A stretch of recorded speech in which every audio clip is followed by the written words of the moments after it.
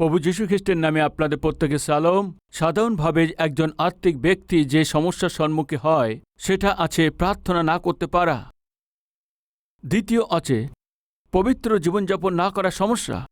আর তৃতীয় যাত্রাতে সমস্যা। প্রথম আছে আত্মিক ব্যক্তির যে জীবনে প্রধান সমস্যা প্রার্থনা না করার যে সমস্যা, যে জন্যে দ্বিতীয় কারণ চলে আসে, সেই কারণে তার পবিত্রতাকে রক্ষা করতে পারে না। যখন দাউদ তার প্রার্থনা জীবন হারিয়েছেন, পবিত্রতাকে হারিয়ে ফেলেছেন, কিন্তু তারপরে ওর জীবনে যখন সংঘর্ষ করতে হয়েছে, ও কোন পাঠ শিখেছেন জানেন কি? প্রার্থনা জীবন যদি আমার মধ্যে না থাকে তো যুদ্ধের সম্মুখে দাঁড়াতে পারবো না, জিততে পারবো না। একদিন বড় যুদ্ধ হয়েছে, দেখবেন। আসুন আগিয়ে যাব। দ্বিতীয় শমূয়েল পুস্তক 17:1 ওই তো ফল অবশালোমকে আরও কহিল, আমি 12,000 লোক মনোনীত করিয়া অর্ধরাতিতে উঠিয়া দাউদের পশ্চাতে পশ্চাতে তাড়া করিয়া যায়। তখন তিনি শ্রান্ত ও শিথিলহস্ত হইবেন। সেই সময়ে হঠাৎ তাহাকে আক্রমণ করিয়া ভয় দেখাইব, তাহাতে তার সঙ্গী সমস্ত লোক পলায়ন করিবে, আর আমি কেবল রাজাকে আঘাত করিব। এইরূপে সমস্ত লোককে তোমার পক্ষে আনিব। অহিতোফেল কে আছেন? দাউদের মন্ত্রী, দাউদের উপদেশ দেওয়া লোক। কোনো কিছু উপদেশ দরকার হলে অহিতোফেলের কাছে জিজ্ঞেস করতেন। ওই দিনেতে অহিতোফেল কোনো উপদেশ দিতেন, সাক্ষাৎ ঈশ্বরের কাছ থেকে এটা পেয়েছে ও তা ভাবতেন। দেখবেন 16:23 16-23। ওই সময়ে অহিতোফেল যে মন্ত্রণা দিত, সেই মন্ত্রণা ঈশ্বরের বাক্যের উত্তর প্রেরিতর তুল্য ছিল। দাউদের ও অবশালোমের উভয়ের বোধে অহিতোফেলের যাবতীয় মন্ত্রণা তাদৃশ্য ছিল। কি বুঝতে পাচ্ছেন? দাউদের মন্ত্রণা দিতেন দাউদের সেই মন্ত্রী অহিতোফেল। যখনই দাউদ বেশ্যবার সঙ্গে ব্যভিচার করেছেন আর এই সংবাদ যখন বাইরে প্রকাশ হয়েছে, অহিতোফেল সহ্য করতে পারেননি। কারণ এই আছে কি, বেশ্যবা অহিতোফেলের নাতনি। তার নাতনির সঙ্গে দাউদ ব্যভিচার করেছেন, এই কথা জেনে অহিতোফেল সহ্য করতে পারেননি। ওর সঙ্গে থেকে মন্ত্রণা দিতেন ওর মন্ত্রী ছিলেন, দাউদের উপরে গিয়েছেন, দাউদ, আমি তোমার শেষ করে দেব। কি বুঝতে পেরেছেন? একই রাত্রি তো পাপ করেছেন, একবারই তো পাপ করেছেন। শুনুন প্রিয় ভাই ও বোন, ওই একটি ভুল যথেষ্ট আপনার জীবনকে নষ্ট করার জন্য। এখন কে মারতে চাইছেন? অবশালোম। অবশালোম কে আছে? অবশালোম দাউদের প্রিয় পুত্র আছেন। ঈশ্বর একটি কথা বলেছেন। কি বলেছেন দেখবেন, 12:10 আর 11 পদ। অতএব খড়গ এখন তোমার কুলকে ছাড়িয়া যাইবে না, কেননা তুমি আমাকে তুচ্ছ করিয়া হিত্তীয় উরের স্ত্রীকে লইয়া আপন স্ত্রী করিয়াছ। তোমার যুদ্ধে যাওয়ার দরকার ছিল, তুমি ঘরেতে থেকে ব্যভিচার করবে? তবে যুদ্ধ তোমার ঘরেতেই হবে। কোথায়? তোমার ঘরেতেই যুদ্ধ হবে। ঈশ্বরের দণ্ড আছে। খড়গ তোমার ঘর থেকে দূরে, যাবে না। আমার কথা শোনো।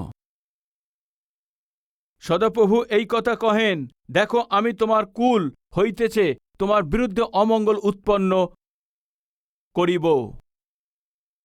যদি তুমি যুদ্ধতে যেতে তোমার ওই শত্রুদের থেকে তুমি জয় লাভ করতে পারতে। তোমার দেশকে রক্ষা করার দরকার ছিল, যুদ্ধতে না গিয়ে দেশকে রক্ষা করার পরিবর্তে নিজের ঘরের মধ্যে তুমি শুয়ে আছো, পাপ করছো। তবে শোনো, এই যুদ্ধ তোমার পরিবারেতে নিয়ে আসবো। ওই যুদ্ধকে তোমার পরিবারে যারা আছে তাদের দ্বারাতে নিয়ে আসবো। প্রিয় ভাই ও বোন, একটি কথা বলবো, আপনি যখন ঈশ্বরের বিরুদ্ধে জীবনযাপন করবেন আপনার পরিবারে যুদ্ধ শুরু হবে। যখন আপনি ঈশ্বরের বিরুদ্ধে থাকবেন আপনার পরিবারে যুদ্ধ শুরু হয়ে যাবে। পিতা মাতা রূপে আপনার নিজের ইচ্ছা মতো চলার জন্য অভ্যাস হয়ে গেছেন, না হয় পিতা মাতা রূপে আপনার নিজের ইচ্ছা মতো জীবনযাপন করছেন। শুনুন, সবচেয়ে আপনার কে শত্রু হবে জানেন কি? আপনার সন্তান। ওই আপনার কাঁটা হয়ে দাঁড়াবে, ওই আপনাকে মারবেন, আপনাকে আঘাত দেবার মতন হয়ে দাঁড়াবে, আপনার উপর হাত তোলার মতো হবে। অফকোর্স পিতা মাতা সিদ্ধতায় চলা আসার পরেও পিতার উপরে মায়ের উপরে হাত তোলার জন্য দুষ্ট সন্তান আছে, ও ধার্মিকতার সঙ্গে সম্বন্ধ আছে। কিন্তু শুনুন, সহজ আর সরলভাবে আপনার জীবনে ঈশ্বরের বিরুদ্ধে জীবনযাপন করেন, ঈশ্বরের বিরুদ্ধে যদি আপনি কাজ করেন তো, আর ওই পরিস্থিতির মধ্যে আপনার পরিবারের সঙ্গে থাকেন তো ঘরেতে ভয়ানক যুদ্ধের পরিবেশ স্থান হবে। হয়তো আজকে আপনার পরিবারে যে ভয়ানক পরিবেশ আছে আজকে তার কারণ ঈশ্বর থেকে আপনি দূরে আছেন, এই কারণ হবে। আপনার ঘরের মধ্যে স্বামীর সঙ্গে, স্ত্রীর সঙ্গে, সন্তানদের সঙ্গে একতা থাকতে পারছেন এর কারণ ঘরের বাইরে আপনি নিজের ইচ্ছা মতো জীবনযাপন করছেন। এই জন্য ঈশ্বর স্বয়ং আপনার ঘরেতে যুদ্ধকে নিয়ে এসছেন। দাউদ যখন পাপ করেছেন, যুদ্ধতে যাওয়ার জন্য একটি দায়িত্ব রূপে সেখানে গিয়ে রাজা রূপেতে নিজের দায়িত্ব পূর্ণ না করে ঘরেতে শুয়ে সন্ধ্যাবেলা উঠে স্নান করছে, পর স্ত্রীকে দেখে তাকে ডেকে এনে তার সাথে পাপ করে তা শারীরিকভাবে উৎপন্ন হয়েছিল। শারীরিক যুদ্ধকে ও জয় করতে পারেননি, অধীন হয়ে গেছে। এই জন্য ঈশ্বর বললেন, তোমার ঘরেতে যুদ্ধ আনব, তোমার ঘরের লোকরা তোমার বিরুদ্ধে যুদ্ধ করবে। ওর সঙ্গে যে মন্ত্রী ছিল অহিতোফেল ওর বিরুদ্ধে হয়ে দাঁড়িয়েছেন। যাকে তিনি অনেক প্রেম করেছিলেন তার সে পুত্র অবশালোম বিরুদ্ধে হয়েছেন। এখন যাকে ও প্রেম করেছিল সেই অবশালোম, যার উপরে ও অনেক নির্ভর করেছিলেন, এরা দুইজনে সে অহিতোফেল এরা কি করবে? দাউদকে মেরে ফেলবেন। কেন এমন প্ল্যান করছেন? ওই ঈশ্বরের দ্বারা দেওয়া হয়েছিল, দণ্ড আছে। প্রিয় ভাই বোন শুনুন, কিছুই হবে না। একবারই তো, একই ব্যক্তির সঙ্গে তো, এক স্ত্রীর সঙ্গে তো, এই ভেবে একবারই আছে, একবারই করেছে, ঈশ্বর অবহেলা করে ঈশ্বর ছেড়ে দেবেন, এ ভেবে আপনি ভ্রান্ত হতে পারেন। কিন্তু ঈশ্বর ছাড়বেন না। আপনার পাপ আপনাকে নিশ্চয়ই ধরবেন। ধরে নিয়েছেন, দাউদকে ছাড়েননি। তারপর কি হয়েছে? অবশালোম আর অহিতোফেল মিলে দুজনে প্ল্যান করছেন দাউদকে মেরে ফেলবেন। পিতাকে যে অনেক প্রেম করেছেন ওই সেই পুত্র প্ল্যান করছেন। দাউদ কিভাবে সহ্য করবে? ও দুঃখিত হয়েছেন। কিন্তু দাউদ কি করেছেন জানেন কি? এখন তার সেই পরিস্থিতির কারণে ঈশ্বরের কাছে এসছেন, ঈশ্বরের কাছে প্রার্থনা করেছেন। প্রার্থনা জীবনকে দাউদ শুরু করেছেন 15 অধ্যায়ে 31 পদেতে। আপনি দেখলে বুঝতে পারবেন দাউদ প্রার্থনা জীবনকে অবহেলা করলে কিভাবেতে পাপের সঙ্গে সংঘর্ষ করে পাপ থেকে জিততে পারছে না, আর তার অধীন হয়ে গেছে। আরও বুঝতে পেরেছেন প্রার্থনা না থাকলে আমি পবিত্র জীবনযাপন করতে পারবো না। পবিত্র জীবনযাপন না করতে পারলে যুদ্ধেতেও আমি জিততে পারবো না। বোঝার পরে দাউদ তার জীবনকে প্রার্থনায় সংশোধন করেছেন। প্রিয় ভাই ও বোন, আজকে আমাদের যেটা ঠিক করতে হবে সেটা কি আছে জানেন কি? আমাদের প্রার্থনাশীল জীবনকে। আজকে আমাদের জীবনে প্রধান সমস্যা হচ্ছে প্রার্থনা না করা, প্রধান সমস্যা পবিত্রতা না হওয়া, প্রধান সমস্যা যুদ্ধতে জিততে না পেরে হেরে যেতে হয়। বুঝতে পেরেছেন দাউদ প্রার্থনা না থাকার জন্যই পবিত্রতাকে হারিয়ে ফেলেছি। প্রার্থনা যদি আমি পুনরায় শুরু করি তো পবিত্র জীবনযাপন করব, শয়তান যে যুদ্ধ আনবে তা থেকে আমি জয়লাভ করতে পারব। এই ভেবে শেষেতে প্রার্থনার উপরে আশ্রয় নিয়েছেন আর জীবনকে প্রার্থনাশীল শুরু করেছেন। অহিতোফেল তার বিরুদ্ধে উঠে দাঁড়িয়েছেন। অহিতোফেল ও জীবনকে নষ্ট করতে চাইছেন। এটা জেনে দাউদ কি করেছেন জানেন কি? পড়বেন আসুন 15 অধ্যায় 31 পদ। পরে কেহ দাউদকে কহিল, অবশালোমের সঙ্গে চক্রান্তকারীদের মধ্যে অহিতোফেল আছে। দাউদের বিরুদ্ধে গেছেন, অবশালোমের সঙ্গে রাজদ্রোহীদের সঙ্গে অহিতোফেল আছে। অহিতোফেল আছে। স্বামী, রাজা, আপনাকে একটা কথা বলতে চাই। কি হয়েছে? আপনি যার উপরে নির্ভর করেন সে অহিতোফেল, যে আপনার মন্ত্রণাকারী ছিল অহিতোফেল, যে আপনার ব্যাপারে সবকিছু জানতেন ওই অহিতোফেল আপনার বিরুদ্ধে গেছে। এমন আছে কি করবে? যে আপনাকে মারার জন্য তৈরি আছে, আপনার প্রিয় পুত্র অবশালোমের সঙ্গে এক হয়ে মারার প্ল্যান করছেন। কি করবে বুঝতে পারছে না। ওর বিষয়ে যে সবকিছু জানে অহিতোফেল আছে, যাকে অনেক প্রেম করেছেন অবশালোম। একদিকে প্রেম, অন্যদিকে ভরসা।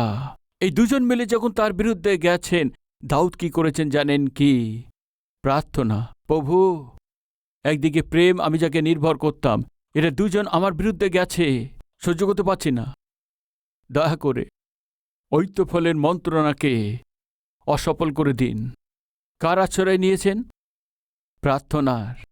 বুঝতে পারছেন, আমাদের জীবনের সমস্ত সংঘর্ষের যদি সম্মুখে দাঁড়াতে হয়, যে শক্তি পাব সে প্রার্থনা আর পবিত্র জীবন। প্রার্থনা না থাকলে পবিত্রতা থাকবে না। পবিত্রতা না থাকলে আপনার সঙ্গে সে জয়লাভ করা সম্ভব নয়। আমি জিজ্ঞেস করছি, শয়তান আপনার জীবনে কোন ধরনের সংঘর্ষ নিয়ে এসছেন? আমরা পরিবারেতে যুদ্ধ, চাকরিতে সমস্যা, আমরা শারীরিকভাবে সংঘর্ষ, অর্থনৈতিক সংকট, সেবাতে যুদ্ধ। কোন সংঘর্ষের মধ্যে আপনি চলেছেন?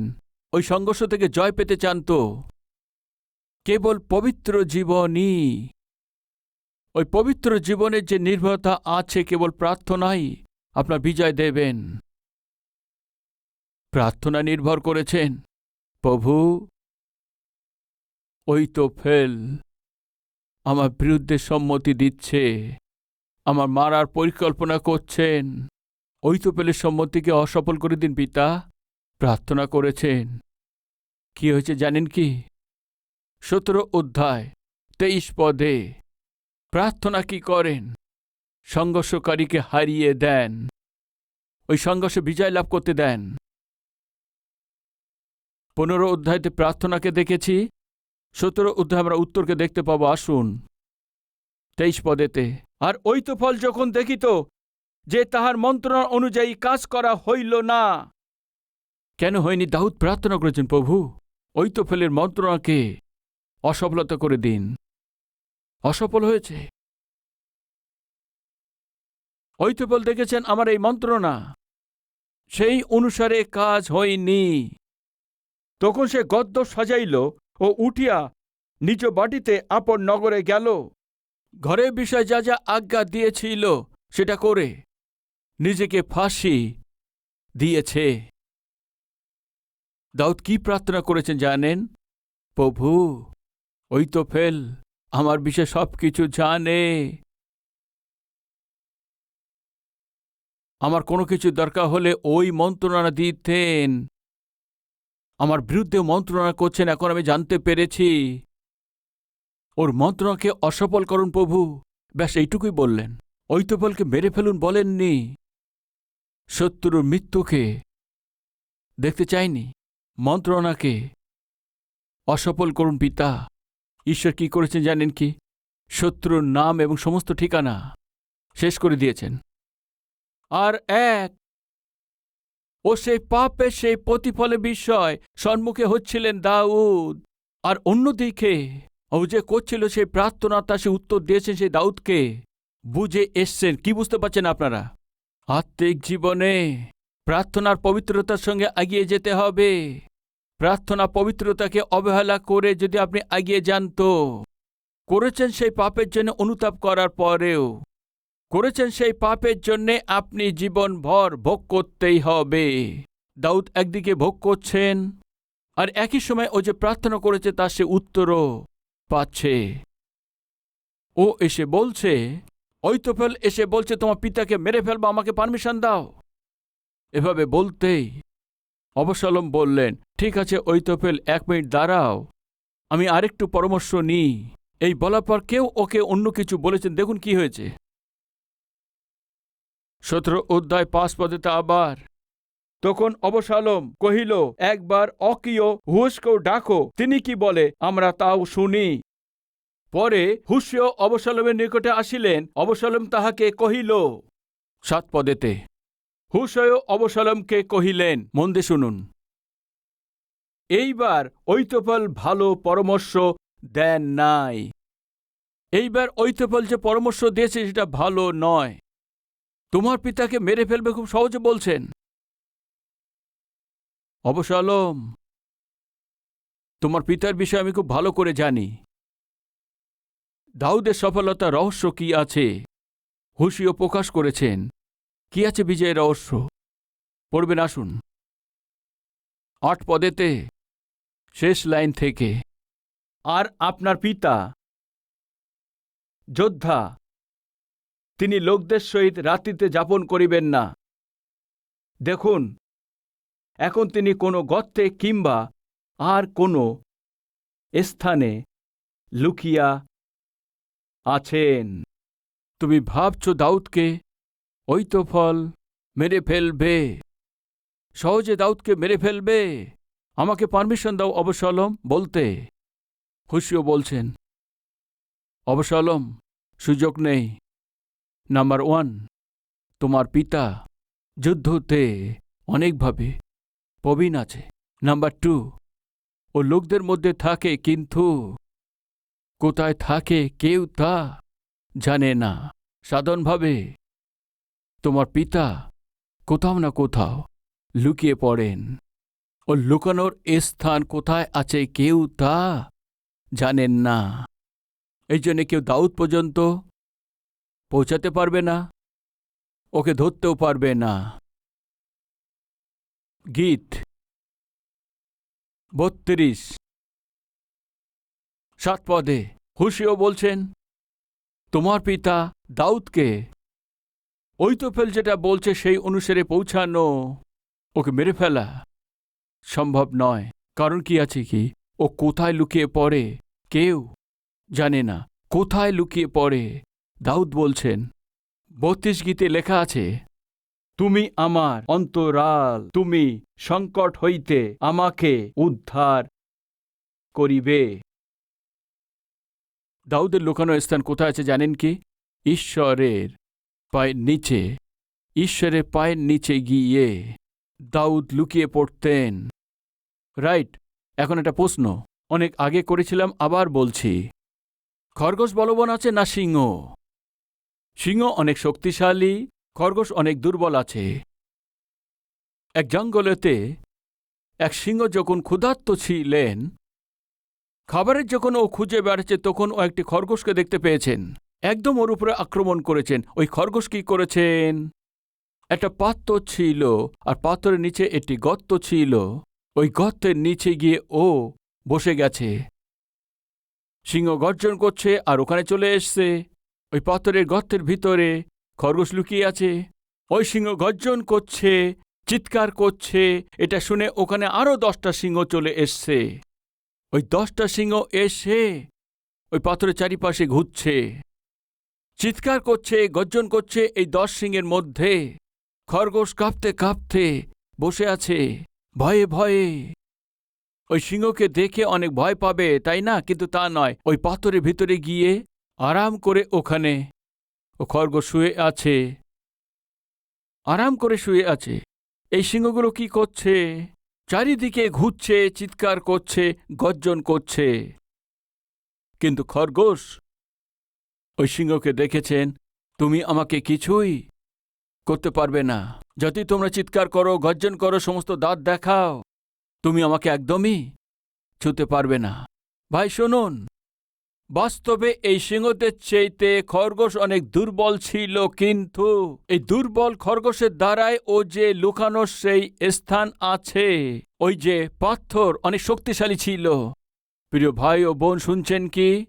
খ্রিস্টরূপী ওই পাথরেতে আপনি যদি আপনার বসবাসের স্থান তৈরি করেন, ওই পাথর থেকে আপনার জীবনকে যদি লুকান এই জগতেতে, আপনার চারপাশে যত লোকরা কত বিপজ্জনক হোক না কেন, আপনার উপরে যতই তার সে শক্তিশালী হোক না কেন, আপনার চেয়ে অনেক জ্ঞানী বুদ্ধিমানী হোক না কেন, এমন মনে হবে আপনাকে সে মেরে ফেলবে, খেয়ে ফেলবে, নষ্ট করে দেবেন।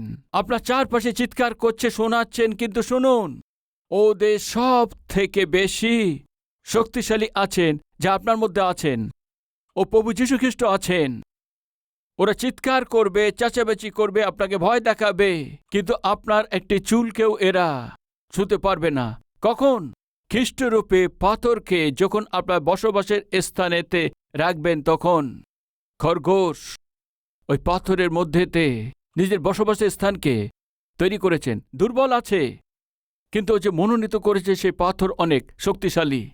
আপনি আমি এই জগতে অনেক দুর্বল থাকতে পারি, কিন্তু খ্রিস্টরূপে পাথরের উপরে আপনি আমি বিশ্রাম করব বা লুকিয়ে থাকি, তো বাইবেল বলে তার আজ্ঞা ছাড়া আপনার মাথা চুল কেউ তাকে এখনো ছুঁতে পারবে না, বার করতে পারবে না। কখন? যখন আপনি খ্রিস্টের এই পাথর রূপে থাকবেন। ভাই দাউদ তখন লুকানোর স্থান শতপ্রভু আছেন। হুশিও বলেছেন আমাদের দিয়ে হবে না। দাউদ কোথায় লুকিয়ে পড়ে কেউ তা জানে না, তার লুকানোর স্থানের মহানতা আছে। এরপরে দাউদ তা প্রকাশ করেছেন, আমার লুকানোর স্থান আমার সদাপ্রভুই। প্রিয় ভাই ও বোন, প্রার্থনা জীবনকে ছেড়ে দিয়ে পাপে পড়ে যাবার পরে প্রতিফল যখন আসবে সেই দিনেতে, দাউদ কি বুঝতে পেরেছেন বলতে গেলে, আমি আমার প্রার্থনা জীবনকে ছেড়ে দিয়ে, পবিত্র জীবনযাপন ছেড়ে দিয়ে পাপেতে পড়ে গিয়ে প্রতিফলকে অনুভব করছি। এখন আমাকে কি ঠিক করতে হবে বলতে গেলে, আমার বড় সমস্যা দূর করতে হবে, সেটা বলতে গেলে সেটা কি আছে? সেটা প্রার্থনা আছে। আমার লুকানো স্থান যে সদাপ্রভু আছে সেখানেই বিশ্রাম নিতে হবে। এই জন্যে ওই দিন অইতোফেলের বিরুদ্ধে যে ও প্রার্থনা করেছিলেন, ঈশ্বরকে স্মরণ করেছেন আর অইতোফেলকেই থাকতে দেননি। আজকে আপনার জীবনে শত্রুদের নাম নিশানা যদি মিটাতে ফেলতে চান, তো আপনি কি করবেন জানেন কি? আপনার যে লুকানো স্থান যে ঈশ্বর আছেন, ওখানে গিয়ে প্রার্থনা করার জন্যে সময় আলাদা করবেন। আত্মিক জীবনে সবচেয়ে বড় সমস্যা পাপ নয়, প্রার্থনা জীবন ছাড়া জীবনযাপন করেন। যখন আপনার প্রার্থনা জীবনকে ঠিক করে নেবেন, আপনার জীবন পবিত্র হয়ে যাবে। প্রার্থনা পবিত্রতা যখন দুটো একসঙ্গে থাকবে, শয়তান যে ধরনের আনুক না কেন, যত ধরনের সমস্যা থাকুক না কেন, আপনি জয়লাভ করতে পারবেন, জয়বন্ত জীবনযাপন করতে পারবেন। এই জন্য প্রিয় ভাই ও বোন, আপনার জীবন প্রার্থনা দিয়ে শুরু করুন, প্রার্থনা দিয়ে দিন শেষ করুন। প্রার্থনা দিয়ে দিনে শুরু করেছেন, প্রার্থনা দিয়ে দিনে শেষ করেছেন। যদি দিনেতে কোনো কিছু সমস্যা আসে, ওই সংঘর্ষে আপনি নিশ্চয় জয় তা পাবেন। কেন বলতে গেলে, এই জগতে যত ধরনের শক্তি আছে তার চাইতে বড় শক্তি আপনার কাছে যে ঈশ্বর আছে তার কাছেই আছেন। ওই ঈশ্বর আপনাকে জয়লাভ দেবেন। এই জন্য প্রার্থনা দিয়ে আপনার দিনকে শুরু করুন, প্রার্থনা দিয়ে আপনার দিনকে শেষ করুন। মাঝপথে যত সংঘর্ষ আসবে তাতে বিজয় লাভ করবেন। এমন অনুগ্রহ যারা চাইছেন, আসুন আমরা মিলে প্রার্থনা করি।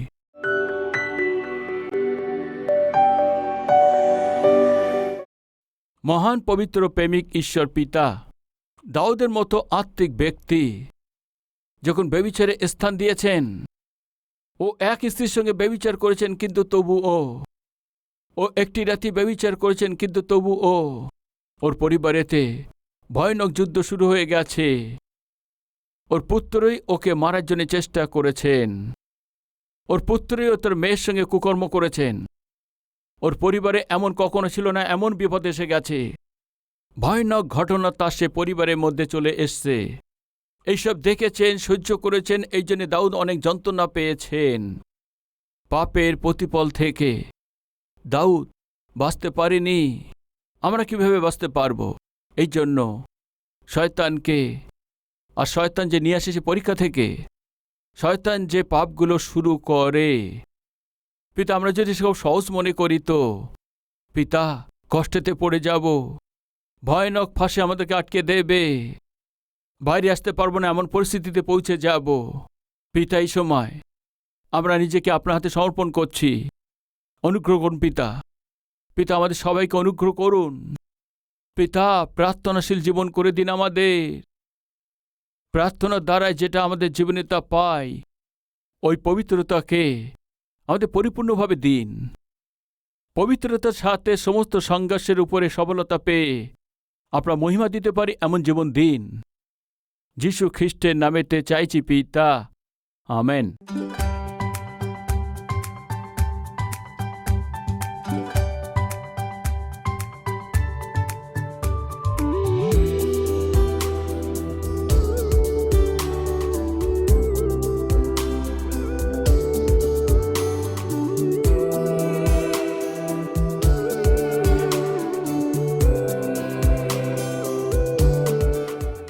প্রভুতে অতি প্রিয় ভাই ও বোন, আপনার সবাইকে সালোম। ভালো আছেন? কালভেরি শহর 2003-এ শুরু করা হয়েছিল। আজ 2023-এ 20 বছর হয়ে গেছে। আপনার এই টিভি প্রোগ্রামকে প্রেমের সহিত উৎসাহিত করেছেন, প্রার্থনা করেছেন। আর শুধু তাই না, আপনাদের উপহারের দ্বারা আপনার সবাই সাহায্য করেছেন।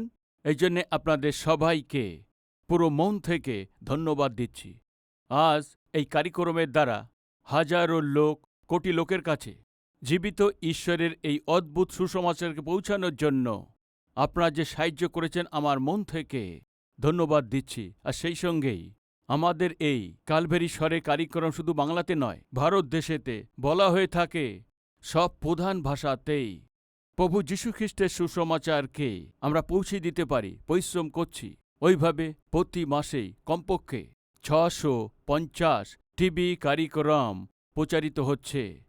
উৎসাহিতের সঙ্গে এই কার্যকে এগিয়ে নিয়ে যেতে হয়তো নিশ্চিত রূপেতেই আপনার সাহায্য, প্রার্থনা আর সহযোগিতা প্রয়োজন আছে। এক কার্যক্রম প্রচারিত হওয়ার জন্য বিভিন্ন চ্যানেল অনুসারে 20,000, 30,000, 40,000, 50,000 পর্যন্ত একটা কার্যক্রমের জন্য খরচ করতে হয়। প্রভু যদি আপনাকে উৎসাহিত করেন এই টিভি কার্যক্রমকে সাহায্য করার জন্য, আপনার মনে এই বোঝা দেওয়াতেই নিশ্চয়ই প্রার্থনা করে এই সেবা কাজকে সাহায্য করুন। আমি চাইছি হায়দ্রাবাদেতে প্রতি শনিবারেতেই স্পন্সর মিটিংয়ে আপনিও সংযুক্ত হয়ে আপনার পরিবারের পক্ষ থেকে একটা টিভি কার্যক্রমকে সাহায্য করার দ্বারায় সুসমাচারকে লক্ষ লোকের কাছে পৌঁছে দিন। আমি অনুরোধ করছি ভাই, এই সপ্তাহের মধ্যে পরিবারে কারো জন্মদিন আছে কি, বা ঈশ্বর আপনাদের জীবনে কোনো শুভ কাজ করেছেন কি, আপনার প্রার্থনা উত্তর দিয়েছে কি? দিয়েছে তো তাহলে ধন্যবাদিত হয়ে কালভারি স্বর্গে সাহায্য করতে চান, বা ঈশ্বর সন্তানকে আশীর্বাদ দিয়েছেন তার নামকরণ করার জন্য, অক্ষর অভ্যাসের জন্য, অন্নপ্রাশনের জন্য, এইসব শুভ কাজের জন্য আমার হাতের দ্বারা আপনার সন্তানের জীবনে এটা করানো আশা করছেন তো? শনিবারে কালভারি শহর টিভি কার্যক্রমকে সাহায্য করে আপনার জীবনের শুভ কাজকে আমার সাথে সেলিব্রেট করার জন্য আপনাদের সবাইকে প্রেমের সহিত আহ্বান করছি। মানে আমার পরিশ্রমের সহিত আপনিও সহভাগী হয়ে সুসমাচারকে ছড়িয়ে দিন। আপনার খুশিতে আমিও সহভাগী হয়ে আপনার খুশিকে পূর্ণ করতে হবে। মন থেকে চাইছি এই অদ্ভুত ঈশ্বরের সুসমাচারকে জগতে পৌঁছে দেওয়ার প্রক্রিয়াতে আপনার প্রার্থনা, আপনার উৎসাহকে চাইছি। প্রভুতে আপনার প্রিয় সতীশ কুমার।